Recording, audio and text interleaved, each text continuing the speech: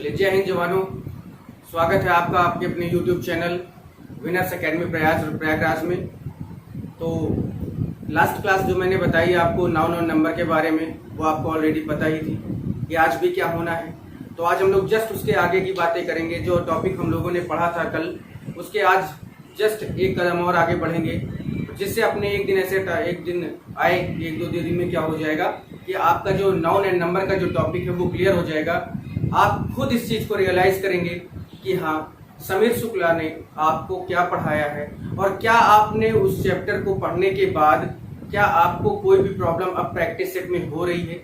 अगर हो रही होगी तो मुझे बताइएगा, नहीं हो रही है तो please stay with this channel winners academy Prayagraj. और प्लीज इस चैनल को खूब शेयर कर दो, सब्सक्राइब कर दो, जिससे बहुत सारे लोगों तक पहुंच जाए, जिससे कि वो जवान जो बेचारे घर पे बैठे हुए हैं, नहीं कुछ कर पा रहे हैं, तो उनके पास तक ये पहुंचे कि उनके लिए भी ये व्यवस्था है डिफेंस एकेडमी, जिसका एकमात्र टारगेट है आपके लिए आपको वर्दी दिलाना। मैंने आपको लिखा भी है, देखिएगा, आपकी मेहनत हमारी, वर्दी आपकी। तो वर्दी आपकी होगी, बस इसी सोच के साथ बने रहें और इस चैनल को सब्सक्राइब करेंगे। खैर, आगे हम लोग पढ़ते हैं। हम लोग का जो कल टॉपिक था, कल लास्ट टाइम मैंने आपको बताया था कि कैसे सीप का सीप्स नहीं होता है और कैसे जो बीमारियां होती हैं वो भले ही देखने में प्लूरल होती है लेकिन यूज में कैसे होती हैं, सिंगुलर होती हैं। खेलों के नाम के बारे में मैंने आपसे बताया था। आज हम लोग आगे बढ़ेंगे और एक कदम आगे बढ़ के आज और आगे बातें करेंगे। देखिए, रूल हम लोग का नेक्स्ट है। रूल नंबर हम लोग का जो है वो नेक्स्ट क्या है ये देखते हैं। रूल नंबर नेक्स्ट बहुत अच्छा है ये भी, क्योंकि चुने हुए टॉपिक हैं आपके पास, ये समझिएगा, चुने हुए टॉपिक आपके पास है। तो रूल कहता है कि एक नाउन होगा जो किसी प्रीपोजिशन से जुड़ा होगा। एक नाउन होगा जो किसी प्रीपोजिशन से जुड़ा होगा और उसके बाद यही नाउन यहां पे होगा।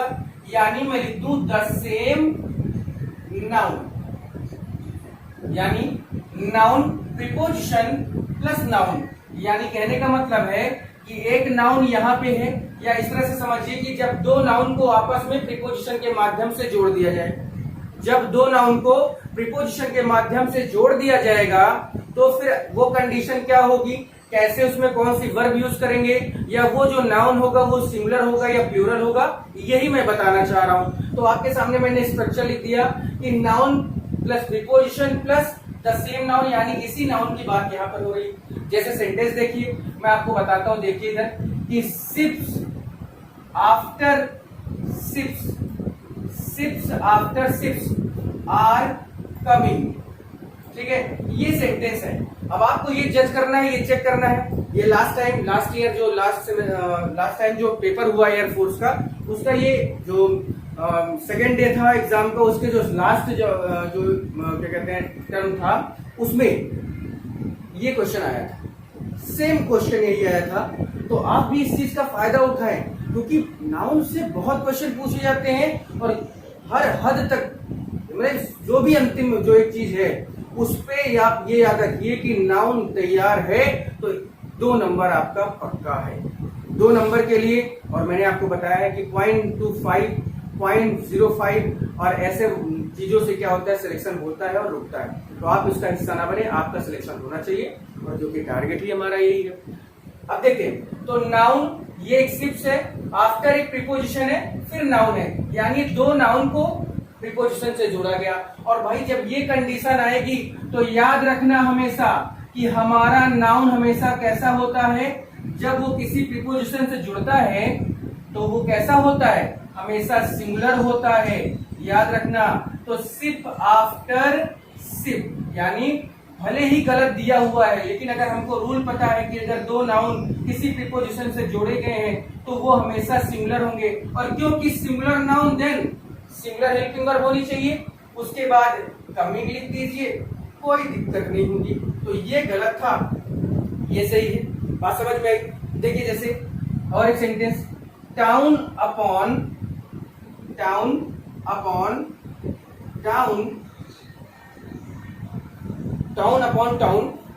या town after town, town after town are destroyed,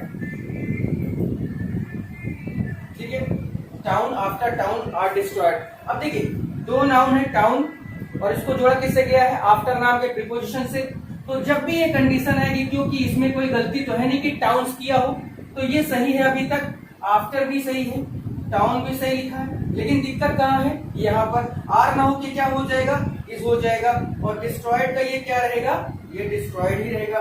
तो ये आपका पोर्शन गलत क्यों और ये सही क्यों है आपको पता चल गया होगा कि जब भी एक नाउन यानी दो नाउन को किसी एक प्रीपोजिशन से जोड़ा गया हो तो जो नाउन होगा वो कैसा होगा, सिंगुलर होगा, और जो हेल्पिंग वर्ब होगी वो कैसी होगी, सिंगुलर होगी। ठीक है, इतना क्लियर हुआ।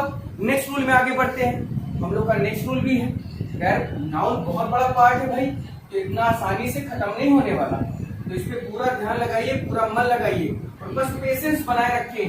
हैव पेशेंस, बस थोड़ा सा पेशेंस बनाए रखो। बहुत सारे ऐसे रूल है, बहुत धमाकेदार रूल हैं जिनको आपको पढ़ना है और यही आपको नंबर दिलाएंगे। मैं बार बार कहता हूं ये टॉपिक बहुत इंपॉर्टेंट है। अगर आप एग्जाम को क्रैक करना चाहते हैं, अगर आप एग्जाम पास करना चाहते हैं, सिलेक्शन लेना चाहते हैं, वर्दी चाहते हैं, तो इस टॉपिक पे पूरा ध्यान देना, ये छूटने ना पाए। नेक्स्ट हम लोग का जो टॉपिक है वो और बहुत इजी है, क्योंकि जो भी टॉपिक होते हैं वो इजी ही है, लेकिन थोड़ा सा दिक्कत कहाँ पे होती है, जब अगर हमसे मिस हो जाए, यानी जब हम उसको सही रूप में सही कंडीशन में पढ़ते नहीं। ठीक है, तो आप ऐसा ना करिए, आपके साथ ऐसा ना हो।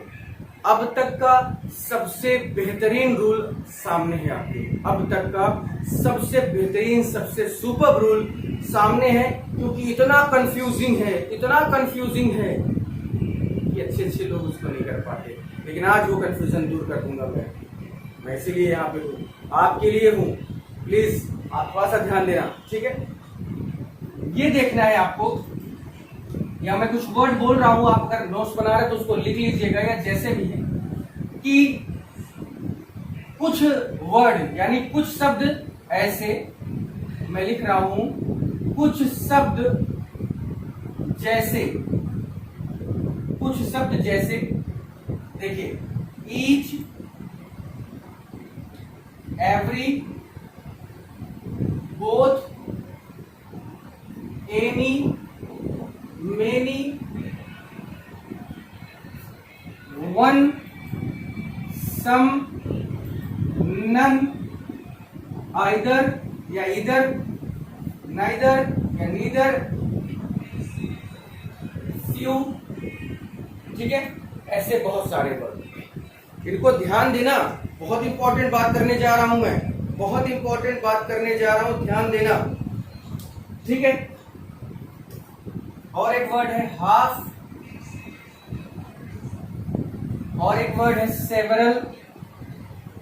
अब देखो ये वर्ड है ना, वैसे तो मैं आपको बता दूं ये शब्द कहां से बिलोंग करते हैं, इंडिफिनिट प्रोनाउन।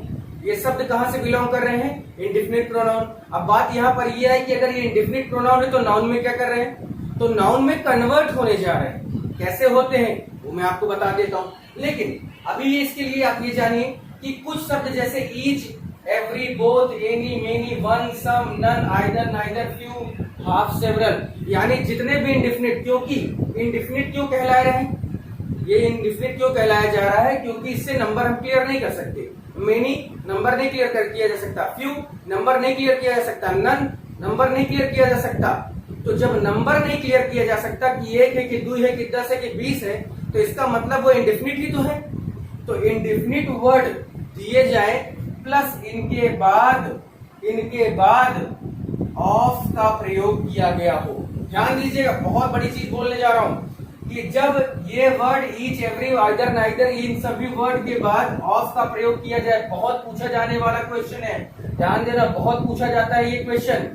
जब इनके बाद ऑफ शब्द का प्रयोग किया जाएगा, जब इनके बाद ऑफ शब्द का प्रयोग किया जाएगा तो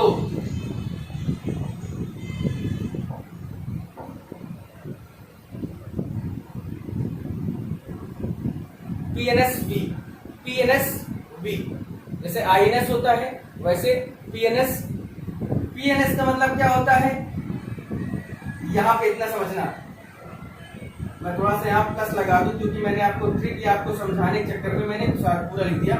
पीएनएस यानी प्लूरल नाउन होगा आपका। नाउन कैसा होगा? प्लूरल होगा। और वर्ब कैसी होगी? तो सिंगुलर वर्ब होगी। यानी आपका जो नाउन होगा वो प्लूरल होगा, लेकिन वर्ब कैसी होगी? वर्ब कैसी होगी? सिंगुलर होगी। सिंगुलर वर्ब होगी। ध्यान देना, अब मेरी बात को समझना जो मैं बोल रहा हूं कि जब ईच, आइदर, एवरी, नाइदर ये सब वर्ड आ जाएं और इनके बाद क्या दिया हो? ऑफ का प्रयोग किया गया हो। इनके बाद ऑफ का प्रयोग किया गया हो तो पीएनएसवी आपको यूज करना है।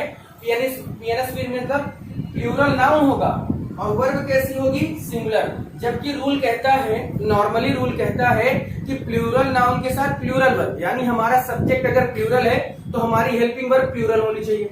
हमारा सब्जेक्ट अगर सिंगुलर है तो हमारी हेल्पिंग वर्ब सिंगुलर होनी चाहिए। लेकिन कारण यहाँ पर क्या है? ऑफ लग जाने के कारण इसको हमेशा ऑफ स्ट्रक्चर वाला सेंटेंस कहते हैं। क्या बोलते हैं इसको? ऑफ स्ट्रक्चर वाला सेंटेंस बोलते हैं। अब आप समझ गए कि जब इन शब्दों के बाद जैसे each of, every of, both of, any of, many of, one of, some of, none of, either of, neither of, few of लगा नहीं कि पीएनएसवी आपको याद आना चाहिए। क्या आना चाहिए? पीएनएसवी। बहुत यूनिक है थोड़ा सा। क्यों यूनिक है? क्योंकि यहाँ पर एकदम कहानी ही बदल गई, रूल ही बदल गए कि सब्जेक्ट सिंगुलर है तो सिंगुलर होता है वर्ब। लेकिन यहाँ पर बात क्या हो रही है कि सब्जेक्ट प्लूरल है लेकिन वर्ब कैसा है? सिंगुलर है। यही आपको ध्यान देना है कि जब भी ऑफ लगा हो पीएनएसवी का याद करना, यानी प्लूरल नाउन सिंगुलर वर्ब। इतना क्लियर हुआ? अब देखिए मैं आपको सेंटेंस भी बोले दे रहा हूँ, सेंटेंस आपको दिखाता हूँ कैसे इसको करना है। ठीक है, देखिए जैसे मैं लिख रहा हूं one of the child is weak. One of the child is weak. Sentence आपके सामने है, one of the child is weak. अब मैंने आपको बता दिया कि वन के बाद क्या आया है? ऑफ स्ट्रक्चर आया है। तो भैया जब वन के बाद ऑफ आया तो हमारा नाउन कैसा होना चाहिए? प्लूरल होना चाहिए। अगर प्लूरल नाउन की बात करेंगे तो क्या लिखेंगे? यानी आपको लिखना क्या पड़ेगा? चिल्ड्रेन लिखना पड़ेगा। चाइल्ड माने एक बच्चा, तो चिल्ड्रेन माने कई बच्चों में से एक की बात होगी यहाँ पर। तो वन ऑफ द चाइल्ड यानी गलत क्या है? चाइल्ड। तो वन ऑफ द चिल्ड्रेन यानी कई बच्चों में से एक की बात हो रही है। इज ऑलरेडी सही लगा है, जबकि होना क्या चाहिए? आर। लेकिन रूल कहता है कि जब ऑफ लग जाएगा तो आपका सब्जेक्ट कैसा हो जाएगा? प्लूरल। और उसके बाद हेल्पिंग वर्ब कैसी हो जाएगी? सिंगुलर। तो अब आप समझ गए होंगे कि क्या गलती थी या कैसे इस तरह के सेंटेंस से पार पाना है। क्लियर हो गया? तो one of, each of, many of, any of, कुछ भी ऑफ लगा है तो आप हमेशा क्या करेंगे? केवल और केवल पीएनएसवी का याद रखिए। पीएनएसवी और कुछ नहीं, प्लूरल नाउन सिंगुलर वर्ब। ठीक है, इसको अगर आप नोट कर रहे हैं तो नोट कर लें, नहीं नोट कर रहे हैं तो फिर मैं आगे बढ़ जाऊं या स्क्रीनशॉट ले लीजिए। ठीक है, तब तक मैं 2 सेंटेंस और बता देता हूं। ठीक है, तब तक और 1-2 सेंटेंस देखिए आपके सामने। बहुत बहुत इंपॉर्टेंट रूल है, बहुत पूछा जाता है। सारे एग्जाम, जो भी एग्जाम होते हैं अक्सर पूछ लिया जाता है। लोग कंफ्यूज हो जाते हैं कैसे कि सर सब्जेक्ट तो प्लूरल है तो हेल्पिंग वर्ब भी प्लूरल होनी चाहिए। लेकिन कहानी यहाँ पर क्या होती है? ऑफ का यूज जानती क्या होता है? आइदर ऑफ यानी दो में से एक की बात हो रही है। बोथ ऑफ द टू यानी दो में से एक की बात हो रही है। मेनी ऑफ देम कईयों में से, एनी ऑफ देम या कोई में से एक, या जब भी एनी मेनी कुछ भी वर्ड आए तो यहाँ पर आपको ऐसे रखना है। 1-2 सेंटेंस और देख लेते हैं। ठीक है, several of the boy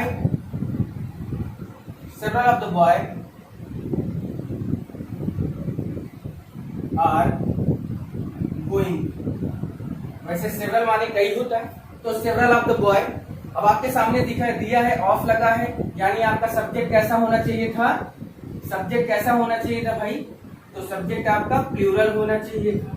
verb आपकी कैसी होनी चाहिए थी? सिंगुलर। तो गोइंग का गोइंग कर दो, सही हो गया।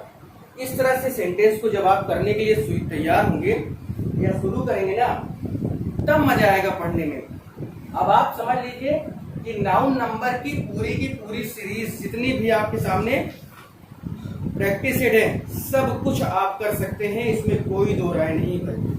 ठीक है, इसमें कोई दो राय नहीं है, तो आप इस चीज पे ध्यान दीजिएगा। ठीक, इस पे आप ध्यान देंगे, गलत नहीं होना चाहिए। चलिए ठीक है, आगे बढ़ता हूं मैं। रूल नंबर नेक्स्ट है हम लोग का, रूल नंबर नेक्स्ट की बात होगी। पूरा वीडियो देख लोगे, हमेशा याद रहेगा और हमेशा फायदे मिलेंगे। प्लीज चैनल को सब्सक्राइब जरूर करें, शेयर कर दें, लाइक करें, जिससे सब लोगों के पास तक ये चीजें पहुंचे। ठीक है, नेक्स्ट हम लोग का है, कुछ नाउन ऐसे होते हैं, कुछ नाउन ऐसे होते हैं जो कलेक्टिव नाउन की तरह कार्य करते हैं। कुछ नाउन ऐसे होते हैं जो कलेक्टिव नाउन की तरह क्या करते हैं, कार्य करते हैं या उनकी तरह होते हैं। अर्थात सर्वसम्मति का भाव होता है। सर्वसम्मति का भाव यानी एग्री होना। अगर सर्वसम्मति का भाव है तो वो नाउन कैसा होगा, नाउन तो कलेक्टिव है, लेकिन जो हेल्पिंग वर्ब होगी, अगर सर्वसम्मति का भाव दे रहे हैं सब, यानी अगर वो एग्री हैं तो फिर सिंगुलर होगा, सब वर्ब सिंगुलर होगी। अगर एग्री नहीं है, डिवाइड शब्द लिखा है, तो हेल्पिंग वर्ब प्लूरल हो जाए, बहुत आसान सी भाषा में। अब पहले ये समझते हैं कि ये नाउन जो कलेक्टिव ऑफ नाउन, जिनको दूसरे शब्दों में नाउन ऑफ मल्टीट्यूड कहा जाता है, जिनको दूसरे शब्दों में क्या कहा जाता है, नाउन ऑफ मल्टीट्यूड, वो क्या है? तो आपको मैंने ऑलरेडी बताया था, अगर आपको याद हो, रूल नंबर 3, कि कुछ नाउन ऐसे होते हैं जो देखने में सिंगुलर होते हैं लेकिन यूज में प्लूरल। याद करो, है ना, पब्लिक, पार्लियामेंट, ये सब लिखाया था, उसी की बात यहाँ पर कुछ हो रही है। तो देखिए, पहले मैं उसको वर्ड को लिख दूं, तो इसमें ऐसा कुछ है क्या कि कुछ नाउन कैसे होते हैं, यानी यहाँ पर किसकी बात होगी, कलेक्टिव नाउन की, कलेक्टिव नाउन की बात होगी। अगर कलेक्टिव नाउन में जो भी नाउन की बात हो रही है, अगर सर्वसम्मति का भाव है, यानी सब एग्री हैं, तो सब्जेक्ट सिंगुलर होगा। अगर डिवाइड है तो प्लूरल होगा। मैं इसको और अच्छे से समझाता हूँ। पहले देख लीजिए, जो शब्द हैं, यानी वर्ड्स, आर की मैं बात कर दूं, यानी ऐसे कौन कौन से शब्द हैं जो कलेक्टिव नाउन की तरह काम करते हैं। ठीक है, तो जैसे शब्द हैं कॉमेडी है, ज्यूरी है, मॉब है, पार्लियामेंट है, टीम है, ठीक है, ऑडियंस है, ऑडियंस है, ऑडियंस है, ठीक है। तो इस तरह के वर्ड है। काउंसिल है, यानी परिषद जिसको कहते हैं, काउंसिल है, पब्लिक है, अपोजिशन है, बहुत सारे वर्ड हैं। पब्लिक है, अपोजिशन है। अब देखिए, इतने शब्द लिखे हैं, ठीक है, इतने शब्द लिखे हैं।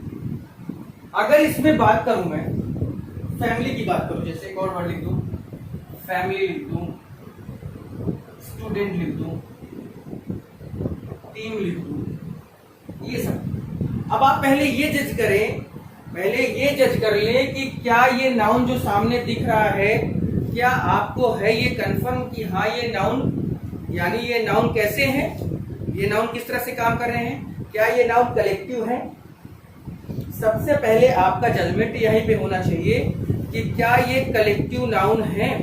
अगर ये कलेक्टिव नाउन है, आपको कंफर्म है कि हाँ सर ये कलेक्टिव नाउन है, तो पहले मैं आपको बता दूं, चेक कर भी लीजिए। कॉमेडी है, उसमें एक आदमी नहीं होते, बहुत आदमी। ज्यूरी है, ज्यूरी जिसको क्या कहा जाता है, जजों का समूह, जजों का समूह कहा जाता है, ज्यूरी को जजों का समूह कहते हैं। मॉब यानी भीड़ होता है, मॉब मीन्स क्या होता है, भीड़ होता है। पार्लियामेंट मीन्स क्या होता है, संसद होता है, क्या होता है, संसद होता है जो हमारे द्वारा चुने जाते हैं। टीम ग्रुप ऑफ प्लेयर होता है। ऑडियंस सुनने वालों का ग्रुप होता है। काउंसिल यानी परिषद, जो विधान परिषद है, बहुत सारे परिषद जहाँ पर नेता नगरी बैठती। पब्लिक, एक आदमी से पब्लिक नहीं होता, 1000 1500 लोग, 150 लोग। अपोजिशन यानी विपक्ष, जैसे इस समय कांग्रेस है। फैमिली पूरा परिवार, परिवार में एक आदमी नहीं होता, फैमिली हमेशा 2 4 5 लोगों को, 10 लोगों को बना के होती है। स्टूडेंट, आपको पता ही है कि स्टूडेंट्स भी क्या, स्टूडेंट क्या होते हैं, कैसे होते हैं, क्योंकि ये किसी एक बच्चा या एक बच्चे से स्टूडेंट नहीं होता, बहुत सारे बच्चों को स्टूडेंट कहा जाता है। टीम यानी जो भी कई टीम यानी जो 2-4-10 लोग मिलकर जब किसी काम को करते हैं तो वो टीम वर्क। अब बात यहां पर ये है कि अगर ये शब्द हैं और अगर इनमें कोई चीज किसी चीज को लेकर सर्वसम्मति का भाव है, यानी कोई एक चीज है जिस पे बातें हो रही हैं और सब लोग कह रहे हैं, सब लोग एग्री हो गए कि हाँ ऐसा होना चाहिए। जैसे खैर मैं बिल्कुल पॉलिटिक्स से बहुत दूर हूं, I am very very far away from politics, लेकिन कारण क्या है, जैसे अभी मैं आपको हाल फिलहाल तो कुछ बताता हूँ थोड़ा 2 मिनट के लिए। जैसे चाइना गलवान जो मैटर हुआ, आपको पता होगा, हमारे 20 जवान शहीद हो गए, है ना, धोखे से पीठ पीछे वार हुआ। तब भी अगर उन्होंने एक मारा तो हमारे एक ने 5 को मारा है, ये कंफर्म है। वो बात अलग है कि वो लोग ऐसा बता नहीं रहे। अब यहां पर देखिए, भारत जो देश है उसमें कई पॉलिटिक्स पार्टियां हैं। अब यहां पर समझिएगा, 100 करोड़ के 135 से 130 करोड़ की आबादी है।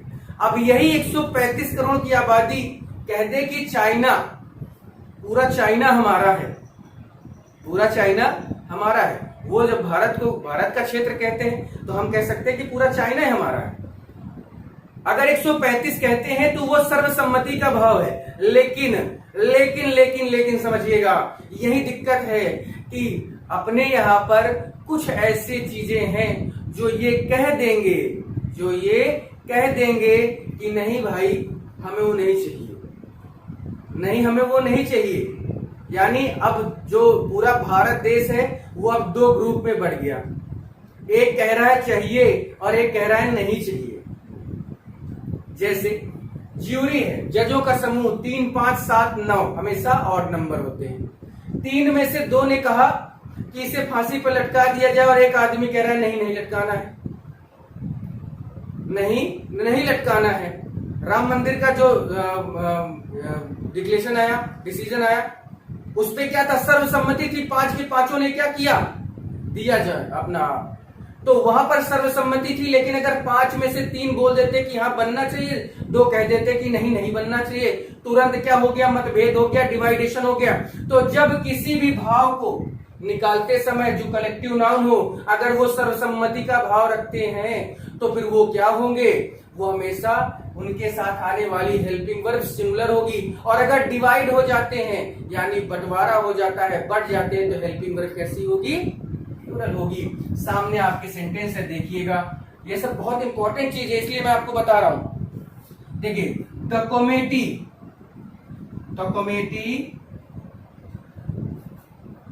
committee have chosen its manager, ठीक है, the committee have chosen it's manager. अब देखिए यहां पर तो ऐसा नहीं दिखा है कि कमेटी के 2-4-10 लोग नाराज होकर चले गए, यानी डिवाइड तो वर्ड लिखा नहीं है। इसका मतलब है कि कमेटी ने अपने मैनेजर को क्या कर लिया, नियुक्त कर लिया। इसका मतलब है सर्वसम्मति का भाव रहा होगा तभी नियुक्त किया है। तो जब नियुक्ति का भाव सर्वसम्मति में है तो आप जब लिखेंगे तो करेंगे क्या, तो कमेटी हैव की जगह क्या होना चाहिए, हैज होना चाहिए, क्योंकि कमेटी से सर्वसम्मति का भाव प्रकट हुआ है। तो have chosen, the committee have chosen it's manager, ठीक है। एक कंडीशन तो ये हुई, यानी ये और ये एक कंडीशन है आपके सामने, ये हुई। दूसरी कंडीशन, दूसरा सेंटेंस देखिए, दूसरे सेंटेंस में और भी कुछ अलग हो सकता है। तो पहली कंडीशन है कि अगर सर्वसम्मति का भाव है, अगर सर्वसम्मति का भाव है तो सब्जेक्ट आपका यानी हेल्पिंग वर्ब कैसी होगी, सिंगुलर। लेकिन अगर डिवाइडेशन है, ठीक है, अब देखो जैसे द कमेटी हैव, या द कमेटी, जैसे बहुत सारे वर्ड हैं क्या, जहां देखिए जैसे द कमेटी वॉज डिवाइडेड, अब देखिए द कमेटी वॉज डिवाइडेड, अब डिवाइडेड शब्द आ गया डिवाइडेड शब्द आ गया ना, तो the committee was divided in choosing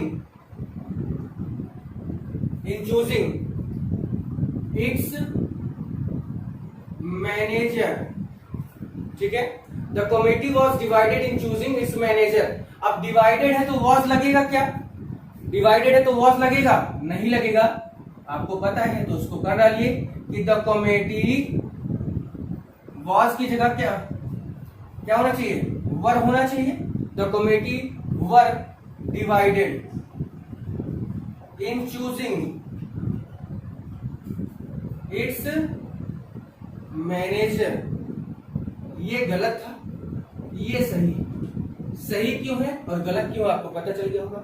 यानी जब कोई चीज, जब कोई कार्य कलेक्टिव नाउन में हो, लेकिन कैसा हो, अगर सर्वसम्मति का है तो singular subject, singular helping verb, और अगर डिवाइडेड है यानी अलग अलग है तो प्लूरल हेल्पिंग वर्ब लगेगी। इतनी सी बात है, समझ में आ गया भैया? क्लियर हुआ कैसे करना है? तो इस तरह से आपको समझना है, इस तरह से करना है। बहुत ज्यादा इसमें परेशान भी होने की जरूरत नहीं है ना, तो बहुत ज्यादा परेशान करना है आपको। ठीक है, बिल्कुल परेशान मत होना, हर एक चीज का अपने पास है सब कुछ, बिल्कुल परेशान ना होइए कभी भी। ठीक है, एक आज भी और रूल देखते हैं। नेक्स्ट रूल हम लोग का है, नेक्स्ट रूल है बहुत जोरदार रूल है, ये भी याद रखना, बहुत मजेदार है, बहुत बढ़िया है रूल। नेक्स्ट रूल कैसा है देखिए, नेक्स्ट रूल है,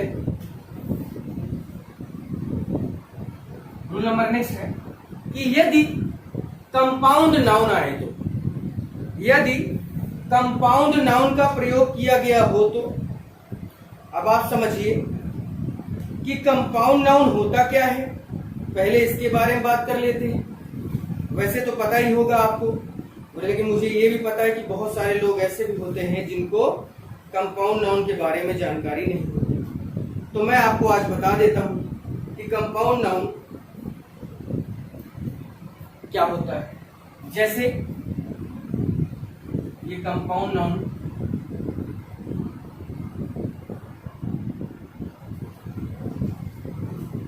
जैसे फादर इन लॉ,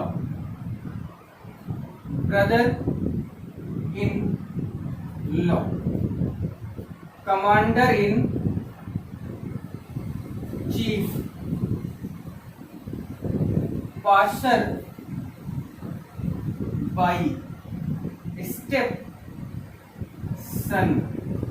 ठीक है, ये वर्ड क्या है, ये सारे शब्द क्या हैं, यानी कई शब्दों से मिलकर एक नाउन बन रहा है, तो इसको क्या बोल रहे हैं? कंपाउंड। चाहे वो फादर इन लॉ हो, सिस्टर इन लॉ हो, ब्रदर इन लॉ हो, साला हो, साली हो, ससुर हो, सास हो, कोई भी हो, तो जब ये इन लॉ या ऐसे वर्ड आए, commander in chief, passer by, stepson, ये शब्द क्या होते हैं? पूरे कंपाउंड नाउन होते हैं। अब रूल कहता है कि कंपाउंड नाउन, रूल कहता है कंपाउंड नाउन को अगर हमें प्लूरल बनाना है, कंपाउंड नाउन को प्लूरल बनाना है, तो compound noun change into plural, change into plural. यानी अगर हमें कंपाउंड नाउन को प्लूरल में बनाना है तो हमें मुख्य शब्द में एस या ईएस का प्रयोग करना है, तो हमें मुख्य शब्द में एस या ईएस का प्रयोग करना है। अब आप समझ गए होंगे कि मुख्य शब्द होता कौन सा है, मुख्य शब्द होता कौन सा है। तो देखिएगा, फादर इन लॉ, तीनों में से मुख्य शब्द कौन सा है? तो आपको पता है कि मुख्य शब्द कैसा होगा, तो यानी ये आपका क्या है? सिंगुलर है, तो इसका प्लूरल कैसा होगा?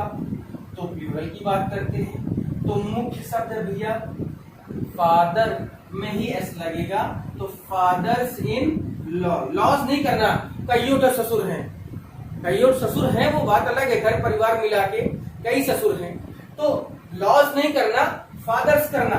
ठीक है, तो ये इसी तरह ब्रदर इन लॉ में ब्रदर्स इन लॉ करना है। इसी तरह कमांडर इन चीफ में कमांडर कमांडर, अब कमांडर से नहीं करना, कमांडर इन चीफ से करना है, क्योंकि कमांडर मेन शब्द नहीं है, चीफ मेन शब्द है। उसी तरह से पासर में पासर करना है, ना कि बाइस करना है, पासर बाई होगा। स्टेप सन में स्टेप में करोगे या सन में करोगे, तो आपको पता है कि सन्स होता है, तो स्टेप सन्स। तो ये आपके क्या है, कुछ वर्ड है जो कंपाउंड नाउन है, और कंपाउंड नाउन को हम प्लूरल बनाना चाहिए तो क्या करते हैं, मुख्य शब्द में एस या ईएस लगाकर प्रयोग करते हैं। मुख्य शब्द ये था, ये था, ये था और ये था, यानी कोई भी ऐसा शब्द जो हाइफन लगाकर, ये सब हाइफन है ना, ये हाइफन, ये हाइफन, ये हाइफन, ये हाइफन, अगर मुख्य शब्द यानी एक सेंटेंस में हाइफन लगाकर किसी और दूसरे शब्द को जोड़कर एक नया नाउन बनाया जा रहा है, तो वो नाउन कौन सा होगा, कंपाउंड नाउन होगा। और जब कंपाउंड नाउन आए और उसका प्लूरल बनाना हो तो आपको क्या यूज करना है, एस का प्रयोग करना है। कहाँ यूज करना है, मुख्य शब्द में करना है। मुख्य शब्द कौन सा है, तो फादर, ब्रदर, मदर, सिस्टर, ये सारे वर्ड क्या होते हैं, मुख्य शब्द होते हैं जिनमें आप एस का प्रयोग कर सकते हैं। क्लियर हुआ भाई, समझ में आ गया हो कैसे करना है, समझ में आ गया होगा कैसे इसको करना है, कैसे रूल जानना है।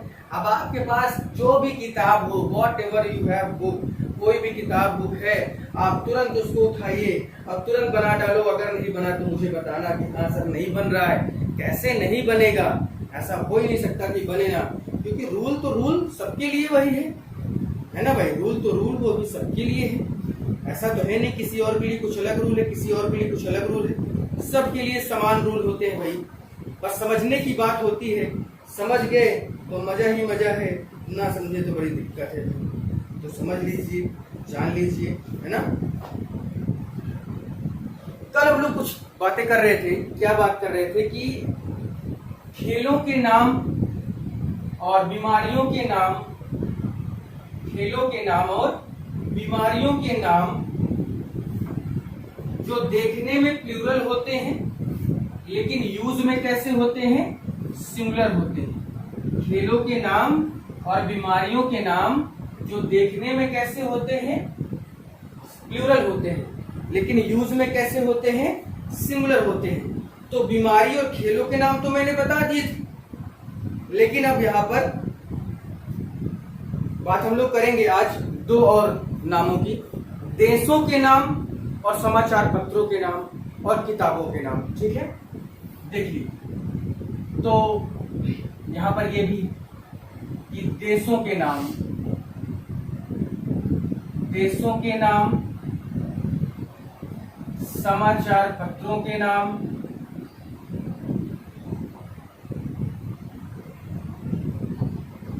के नाम और किताबों के नाम।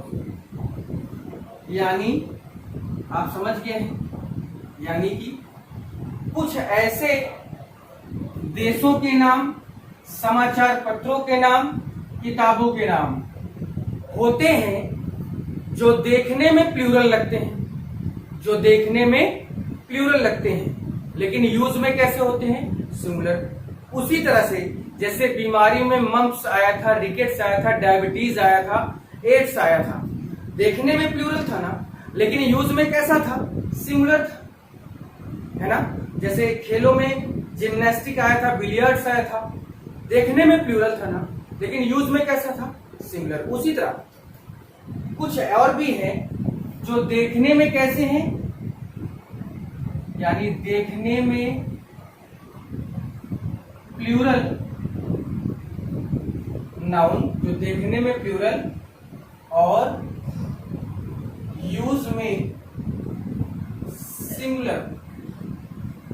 देशों के नाम में जैसे यूनाइटेड स्टेट्स ऑफ अमेरिका या UAE, United Arab emirates, United States of America. States का मतलब लग रहा है कि बहुत ज्यादा, है ना, बहुत ज्यादा एक ही देश में बहुत ज्यादा देश है या और बहुत ज्यादा राज्य है, वो है, लेकिन फिर भी ये देखने में प्लूरल है। स्टेट्स के चक्कर में आर मत लगा देना। United States of America are rich country, is rich country ही होगा, समाचार पत्रों में जैसे हिंदुस्तान टाइम्स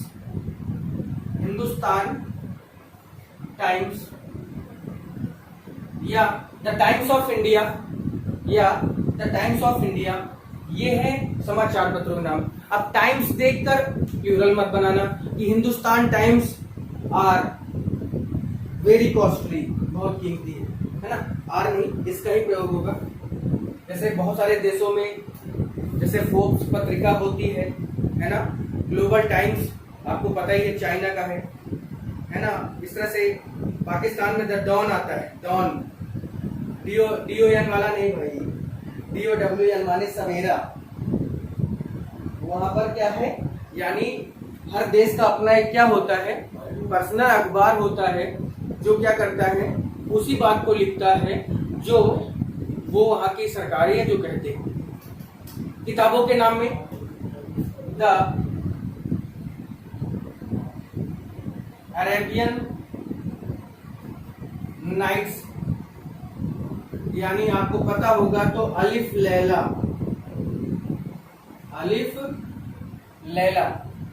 ठीक है। अब अरेबियन नाइट्स देखकर कि कई और आते हैं तो उसको प्लूरल बना दो, तो ऐसा मत करना। तो ये नाउन देखने में प्लूरल हैं लेकिन यूज में कैसे हैं, सिंगुलर। बात समझ में आई? आप बना लेंगे, क्लियर हो जाएगा। इसी तरह से गुलिवर्स ट्रेवल्स है एक बुक, गुलिवर्स ट्रेवल्स है ना। गुलिवर्स राजा जो है उसके ट्रैवल के बारे में बताया गया। अरबियन नाइट्स है, किताबों के नाम है, उसके बारे में बताया गया। हिंदुस्तान टाइम्स है, समाचार पत्रों के नाम के बारे में बताया गया। देशों के नाम यूनाइटेड स्टेट्स ऑफ अमेरिका के बारे में बताया गया। तो इस तरह से कुल मिला के कई हैं ऐसी चीजें जो आपके सामने यहाँ पर है। अब इसको आप आराम से बढ़िया नोट्स बनाओ, और सही बता रहा हूँ, बार बार कह रहा हूँ, इससे बाहर का डिफेंस के एग्जाम में कभी नहीं पूछा जाता। आप एसएससी नहीं पढ़ रहे हैं, आप सीजीएल की तैयारी नहीं कर रहे हैं, आप एक बहुत नॉर्मल से पेपर की तैयारी कर रहे हैं जो एक फोबिया की तरह है कि होगा कि नहीं होगा, होगा कि नहीं होगा।